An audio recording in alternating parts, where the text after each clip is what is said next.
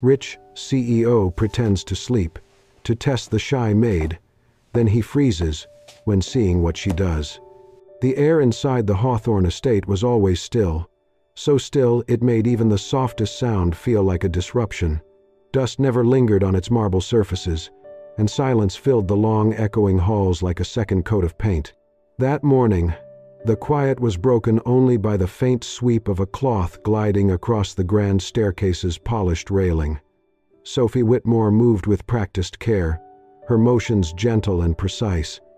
Sunlight from the high windows caught in her blonde braid.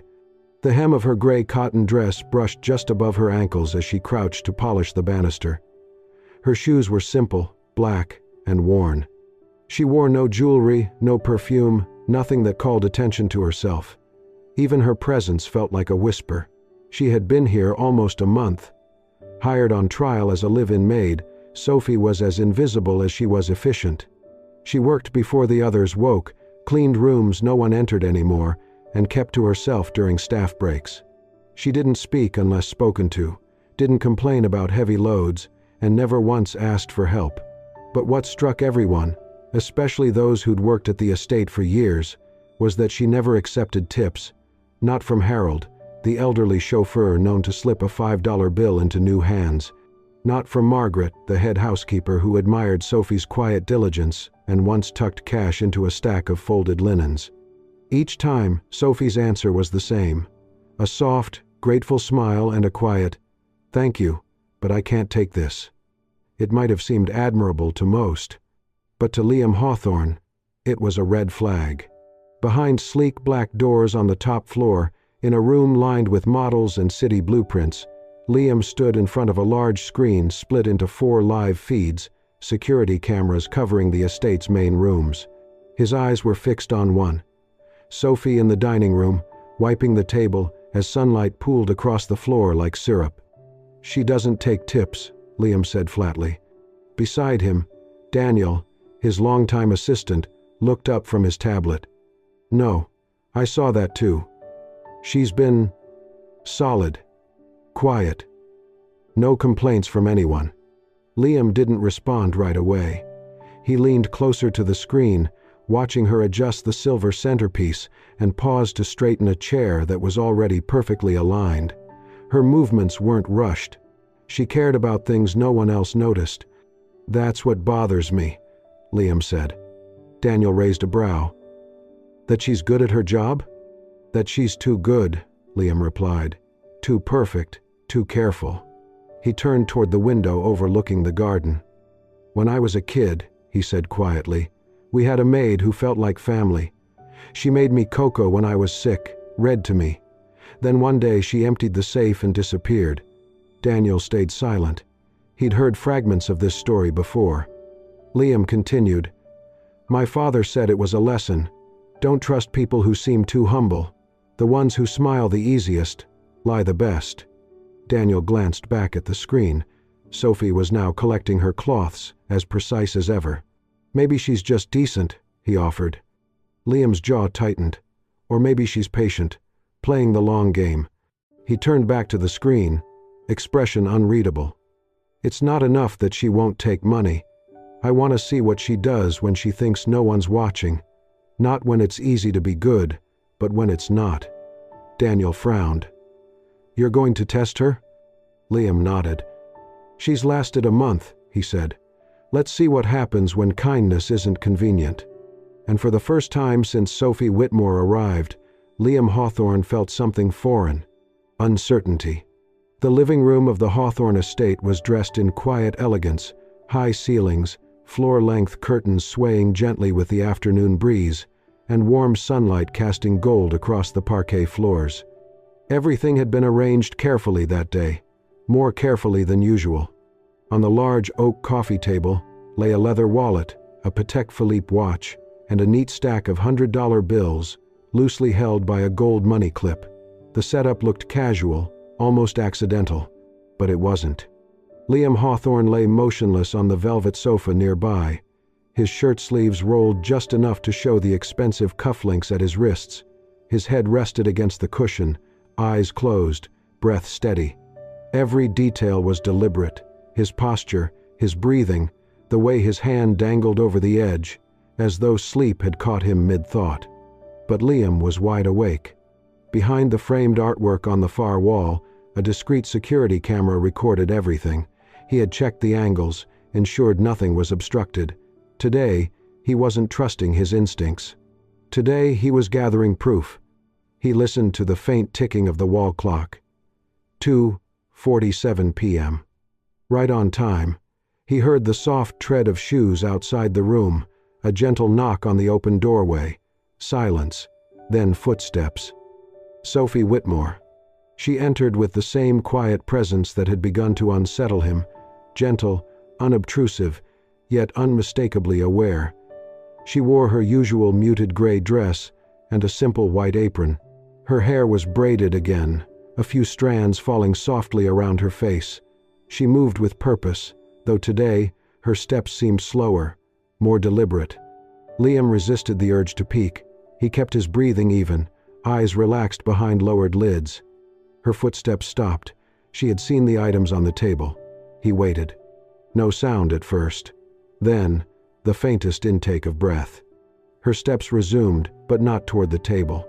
She moved behind the sofa, dusting the baseboard, then crossed to the sideboard and adjusted a vase of lilies. She worked methodically, carefully, ignoring the obvious temptation inches from the man who appeared asleep.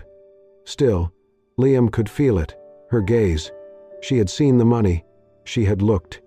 He counted. 1, 2, 3 seconds.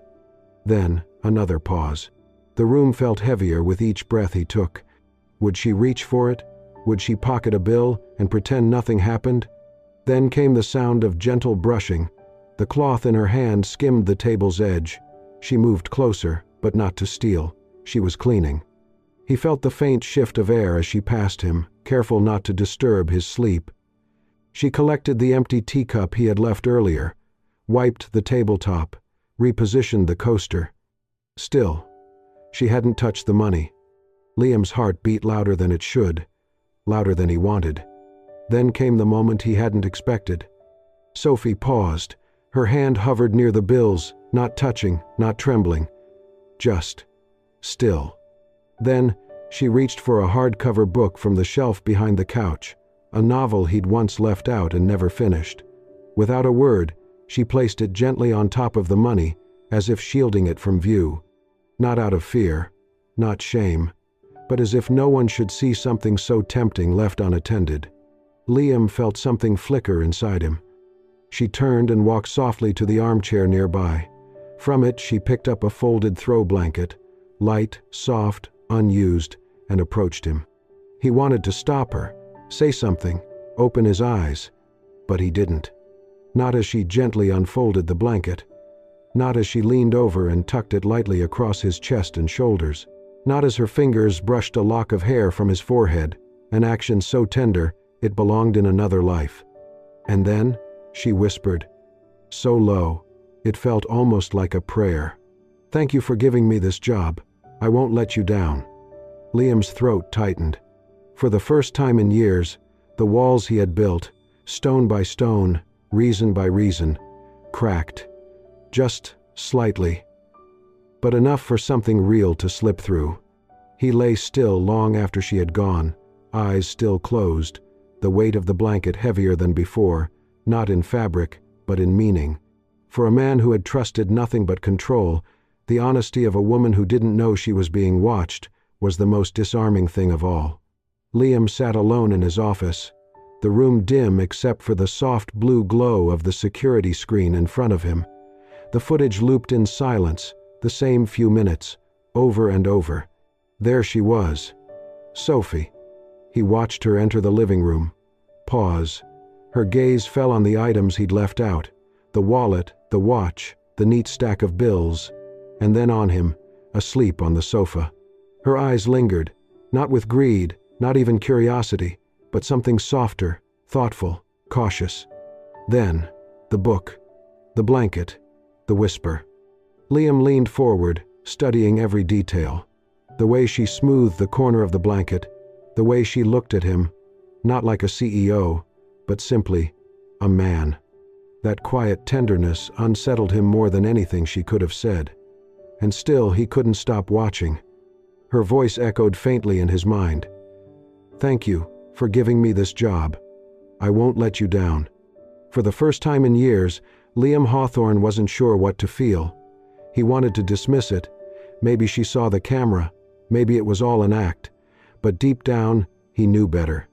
There had been no performance in her eyes. It was real. And it left him shaken. The next day, passing by the kitchen, he slowed when he saw her alone, wiping down the counters. She didn't notice him. Her movements were steady, quiet. She paused only to fold a dish towel with precise care, placing it perfectly over the oven handle. Liam stood in the shadows a moment longer than necessary, then moved on without a word. Later that week, the sky had fallen into a deep navy hue when Liam spotted the old Rolls-Royce parked under the far tree. Inside, Harold, their long-serving chauffeur, had dozed off, glasses slipping down his nose. Then Sophie appeared. She moved quietly to the car, opened the door gently, and retrieved the knitted blanket from behind the seat. With practiced care, she tucked it over Harold's shoulders and adjusted it so it wouldn't fall. Then, silently, she closed the door and walked away. Liam watched from the upstairs window, exhaling softly, the glass fogging under his breath. It wasn't just one gesture. This was who she was. In the days that followed, Liam began to see more. A dusty photograph of his mother, long forgotten, was suddenly clean, its silver frame gleaming. A leaky faucet stopped dripping. A small note in delicate handwriting appeared by the back door. "Left extra fruit in the fridge for Mrs. Green. She's been craving peaches." It was signed only with a tiny, hand-drawn flower. No recognition, no announcement. Just quiet acts of care. Then came the night he would remember for a long time. Liam returned late from a business meeting, jacket slung over one arm. As he crossed the hallway toward the garden, he noticed someone sitting on the stone bench just beyond the glass door. Sophie? She was hunched slightly, arms wrapped around herself. Her phone rested in her lap. Even from a distance, he saw her shoulders trembling. He opened the door slightly, enough to hear a muffled sob. Then nothing. She wiped her face with her sleeve, inhaled slowly, and whispered something he couldn't make out. He didn't step outside, didn't interrupt. He just watched, unseen, as she steadied herself and quietly walked back inside. The next morning, Liam woke before sunrise. He entered the kitchen before the staff arrived, brewed tea, and reached into his desk drawer for a plain white envelope. He placed it beneath Sophie's usual teacup on the tray. Inside, a modest sum, enough for what she needed. On the envelope, a single line written in his careful, slanted hand. "Do not refuse. It's your salary in advance." He didn't sign it. When Sophie found it later, her fingers trembled. She looked around the quiet kitchen. The tea was still warm. She said nothing, and no one said anything to her.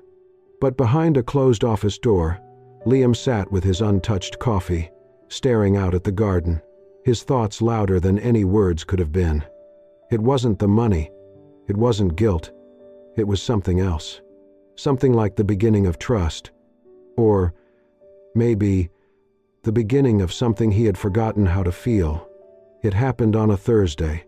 The estate was unusually busy that day, filled with the clinking of silverware and low hum of conversation as Liam hosted a private luncheon for a few longtime investors. The air was crisp, the staff moved like clockwork, and everything, down to the folds in the linen napkins, was exactly as it should be. Until it wasn't. Midway through the event, a guest, a well-dressed woman in her early 50s with too much perfume and a sharp tongue, stood from her chair and held up a small, folded piece of white cloth. "Excuse me," she called out, loud enough for half the room to hear. "Someone dropped this, or should I say, tried to leave it behind?" Heads turned. Mrs. Eleanor Crestmore held the handkerchief up like it was a piece of evidence. Her expression was one of theatrical disdain. "I found it under the chair in the guest lounge, right where Mr. Duval had been sitting. She sniffed. It smells of lavender and something else, very deliberate. Liam looked up from the end of the table, brows furrowed. Margaret, the head housekeeper, stepped forward. "I'll take care of it, ma'am," she said calmly, reaching for the cloth. But Mrs. Crestmore wasn't finished. "I've been to enough estates to know how these things go. A handkerchief left behind? Please. It's an old trick, one meant to draw attention, catch someone's eye." The implication hung in the air, sharp and unmistakable. Liam's jaw tightened. Minutes later, Sophie was summoned to the back corridor near the study. She arrived quietly, hands folded in front of her apron, face pale but composed. Margaret stood beside her, holding the handkerchief gently. "Is this yours, Sophie?" Margaret asked softly. Sophie blinked, her gaze dropping to the cloth. A small embroidered flower sat neatly in one corner, the stitching slightly crooked. "Yes," she said. "It must have fallen from my pocket while I was cleaning." "She didn't do it on purpose," Margaret added. "She's had that since she arrived. I've seen it." But Liam said nothing. He stood by the window, arms folded, his back half turned. The accusation, absurd as it was, struck something raw, something old. Finally he turned, his face unreadable. "Sophie, I need to ask, were you trying to get someone's attention?" "No," she answered quickly, then again, softer, "No, sir." "Then why didn't you say something when Mrs. Crestmore confronted you?" She hesitated, hands clenching slightly. "Because it wouldn't have mattered." Liam's brows drew together. "Excuse me? I've been accused before," she whispered. Then it came out, slowly at first, then like a dam breaking. "I used to work at a nursing home. There was a patient, Mr. Ellis. One night, he collapsed. The ambulance was late. So, I gave him my blood. It saved him." She paused, swallowing hard. "A few days later, someone reported a gold cross missing from his drawer. They found it in the laundry cart I used. I didn't take it. I don't even know how it got there." Her voice cracked. "But they didn't ask. They just let me go." The room was silent. Sophie took a breath, her voice trembling. "Since then, when people accuse me, I don't explain. I just leave. It's easier. People believe what they want." Liam stood frozen, her words pounding through the armor he'd built. He looked again at the handkerchief, not a ploy, not a trap, just a memory. Something stitched by a mother long gone, carried by a daughter who had already lost too much. Margaret stepped back, leaving them alone. Sophie turned, as if to leave. "I'll collect my things," she whispered. "No," Liam said sharply. She paused. He stepped forward, voice low but steady. "You're not going anywhere." She turned slightly, eyes wide. "I was wrong," he said, the words unfamiliar. "And I'm sorry." He picked up the handkerchief and pressed it gently into her hand. "You don't have to explain anything else, not to me." For the first time since arriving at the estate, Sophie let herself cry, quietly, without shame. Not from fear, but from the strange, overwhelming relief of finally being seen. The morning after the misunderstanding, the estate was quiet. The tension from the day before had faded, but something lingered, an unfinished thought, a word left unsaid. Liam felt it in his chest like a quiet ache, subtle but persistent. He found Sophie alone in the back hallway, organizing supplies with her usual quiet precision. For a moment he simply watched, how her hands moved, how she tilted her head slightly to read a handwritten label. "Sophie," he said gently. She turned, startled, wiping her hands on her apron. "Would you walk with me for a moment?" She hesitated, then nodded. He led her past the courtyard and around the greenhouse, to a wooden gate at the far end of the garden. The hinges creaked as he pushed it open. Beyond lay a smaller, private garden, untouched, half forgotten, with wild roses curling around trellises and ivy climbing the walls. It was quiet there, undisturbed. "This was my mother's space," he said, voice softer than she'd ever heard. "She loved it here." said the wind sounded softer between these hedges. Sophie glanced around, unsure why he'd brought her. The air smelled of old jasmine and warm soil. "I haven't let anyone in since she passed," he added, hands behind his back. He turned to face her. "I owe you an apology, for doubting you, for almost pushing you out." She looked down. "I've always believed good people defend themselves. Speak up. Prove something." He paused. "But you taught me something else. That sometimes the kindest people say the least. Not because they're hiding, but because they've been hurt enough to know silence is safer." Sophie's eyes met his, surprised by the softness in his expression. "This place used to feel like hers," he said, "but today it feels like yours too." For the first time, Liam looked at her, not as a maid, not as staff, but as someone real, someone he could trust. From that day forward, quiet changes took place. Liam began joining the staff briefly for morning tea in the side kitchen, something he'd never done. When he poured himself a cup, he poured one for Sophie too. At first, she refused politely, unsure how to respond, but the next morning, when he waited silently, placing the cup beside hers, she finally sat down. He didn't talk much during those breaks, but his presence softened the room. Sophie noticed how the quiet line between upstairs and downstairs began to blur. One afternoon, Liam called her into the library. The room was vast, floor-to-ceiling shelves, ladders, and rows of leather-bound books. Sophie stood near the doorway, unsure why she'd been called. "I'm having the collection re-catalogued," Liam said, gesturing to the shelves. "Too many of these sit here, untouched. Some should be repaired, others donated. I'd like you to decide." She blinked. "Me? I trust your judgment." Just a few words.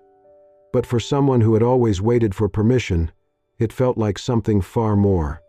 A week later, Liam walked the garden paths behind the estate. The afternoon light filtered through the trees in soft golden ribbons. Near the rose bushes, he heard laughter. Light, breathless. He paused. Sophie was standing beside George, the elderly gardener, handing him a cloth to wipe his brow. She had a smudge of soil on her cheek and held a watering can. George said something, and she laughed again, warm and full. Then she said something that stopped Liam in his tracks. "If I can bring a little peace to someone's day, even just by wiping a window or watering flowers, then I think that's a life worth living." He didn't move.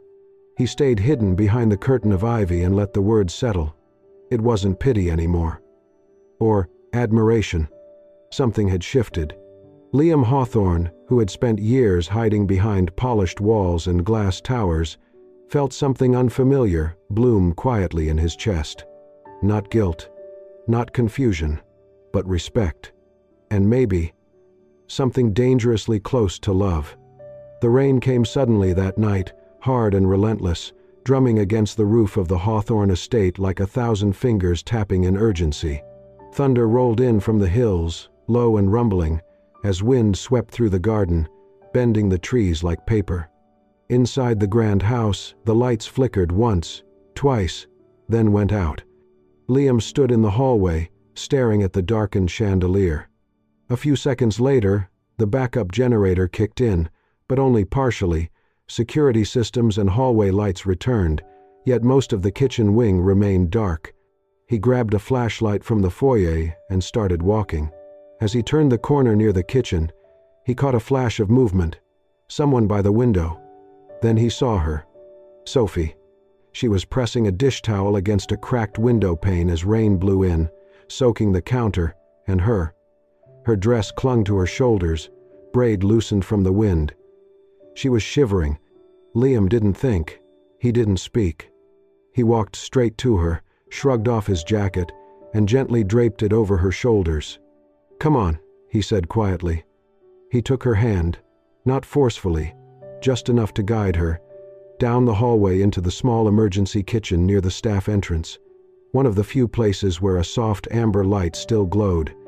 It was warm there, cluttered, narrow, but dry, safe. Sophie stood near the counter, arms crossed under his jacket, head low. Liam poured water into 2 mismatched mugs, more for something to do than thirst. The rain slammed against the glass like it wanted in. He sat on the edge of the bench, watching her from the corner of his eye. They said nothing for a while, and for once, the silence felt right. Then he asked, barely above a whisper, "Why did you stay?" Sophie looked up, surprised. He didn't explain, just looked at her, his gaze steady. "After everything, you could have left." She looked down at her hands. The sleeves of his jacket hung too long. "Because," she whispered, "no one has needed me, like this place does." "And," she added, softer still, "I didn't want to leave while someone who's still hurting is pretending he isn't." Liam's breath caught. She wasn't even looking at him. But her words saw straight through. He blinked slowly, turned away toward the rain outside, blurred, distorted. "I don't know how to be soft with people," he said. "I don't know how to be open." Sophie stepped closer. "You don't have to know," she said. "You just have to feel it." Liam looked at her then, really looked. Her face damp, cheeks flushed, but her eyes patient, understanding. And in that small kitchen, under the hum of the emergency light, Liam did something he'd never done without overthinking. He reached out. Not with fear, not with control, but with awe. His hand hovered a moment before gently brushing a strand of hair from her face, settling lightly against her cheek. It wasn't a kiss, not a promise. Just the first time Liam Hawthorne touched something he didn't want to lose. And for Sophie Whitmore, it was the first time someone touched her like she was real and safe. The rain continued to fall, but inside that small kitchen, something far more fragile had just begun to grow. The night of the charity gala arrived with a quiet elegance. The estate glowed beneath strings of warm lights, the hedges trimmed to perfection, and the garden blooming with late spring roses. Black cars pulled one after another into the driveway, their headlights slicing through the dusk. Guests stepped out in gowns and tailored suits, laughter mingling with the sound of champagne being poured and the soft notes of a string quartet playing by the fountain.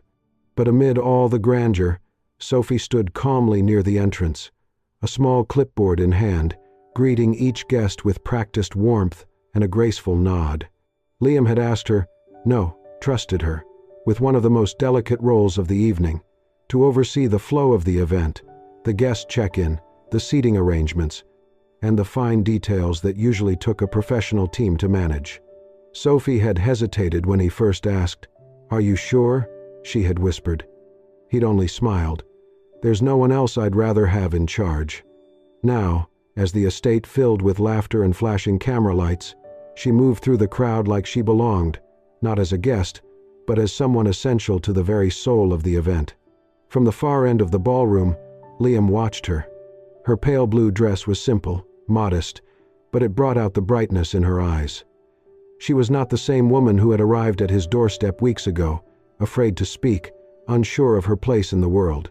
She had not changed, but something inside her had finally been allowed to shine. Later that evening, the music softened, and a member of the board tapped a glass with a fork. "Ladies and gentlemen," he announced, "Mr. Liam Hawthorne would like to say a few words." Liam stepped onto the small stage in the center of the room, adjusting the microphone.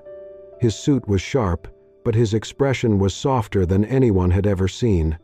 "I've hosted many events like this," he began, his voice steady, "and I've spoken about numbers, investments, buildings, and blueprints. But tonight, I'd like to speak about something else." The room grew quiet. "I want to tell you a story about someone most of you have probably walked past tonight without even noticing. A person who, not long ago, arrived here with very little.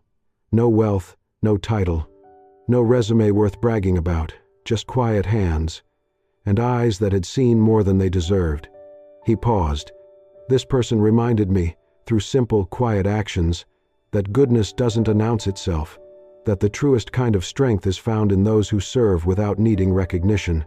He glanced towards Sophie, who stood frozen near the back of the room, eyes wide. "I won't name her," Liam added, "because she doesn't need her name spoken to matter. There was silence, then a ripple of soft applause. After stepping off the stage, Liam crossed the room and approached Sophie without a word.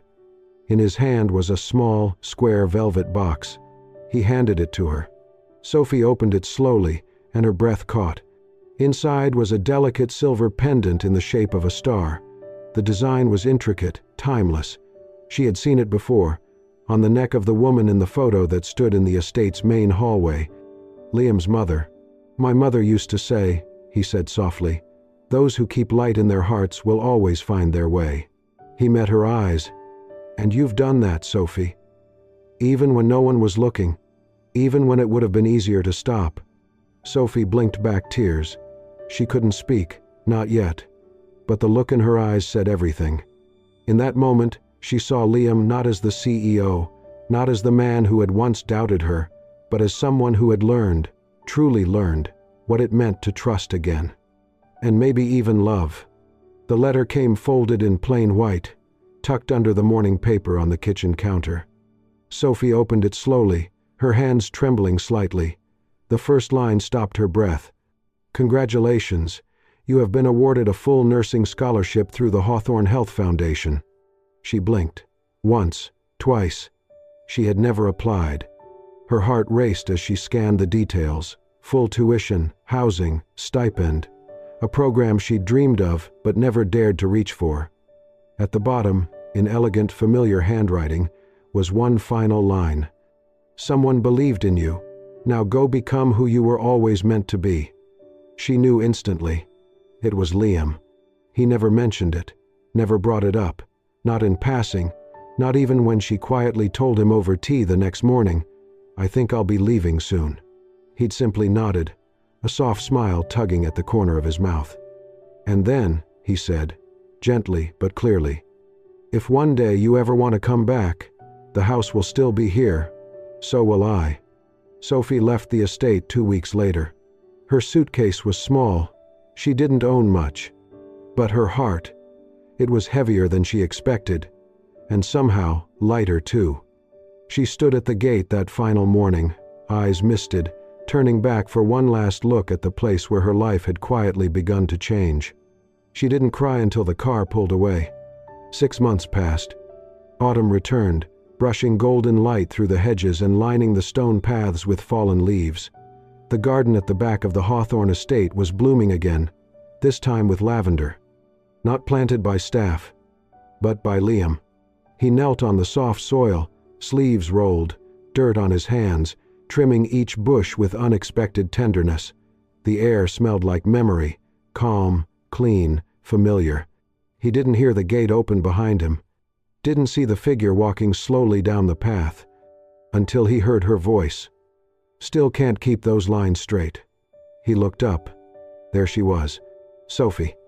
Hair a little longer, eyes the same, a canvas bag slung over one shoulder, and in her hands, a small, wrapped parcel. Liam stood, brushing dirt from his hands, too stunned to speak. "I thought I'd visit the lavender," she said, then smiled. "And the man who planted it." He swallowed hard, eyes never leaving hers. She handed him the parcel. He opened it carefully, lifting the soft white fabric from the box. A handkerchief, brand new, immaculate. Along the corner, stitched in gold thread, Liam and Sophie. He stared at it for a long moment, then looked up, smiling. "So, this time you did mean to leave it behind?" She laughed, eyes misty. "No," she whispered. "This time, I want you to keep it." He stepped closer, not needing to ask anything else. She was here, and that was enough. Later that evening, the kitchen glowed in the soft amber of twilight. Liam stood at the sink, sleeves rolled, washing dishes slowly, deliberately. Sophie sat on the counter, swinging her feet gently, watching him with quiet amusement. "I never thought I'd see the great Liam Hawthorne doing dishes," she teased. He glanced over his shoulder, grinning. "Don't tell anyone. It'll ruin my reputation." They laughed, unforced, natural, like two people who had stopped trying to impress the world and finally learned to just be. Outside, the sun dipped below the trees. Inside, the world felt full. Thank you for watching this heartwarming story. If it made you smile, tear up, or feel just a little more hopeful, then it did what it was meant to do. At Soul Stirring Stories, we believe the smallest gestures can carry the deepest meaning. If you'd like more stories that heal, move, and inspire, don't forget to subscribe and hit the hype button to support our channel.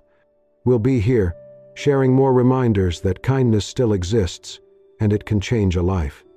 See you in the next story.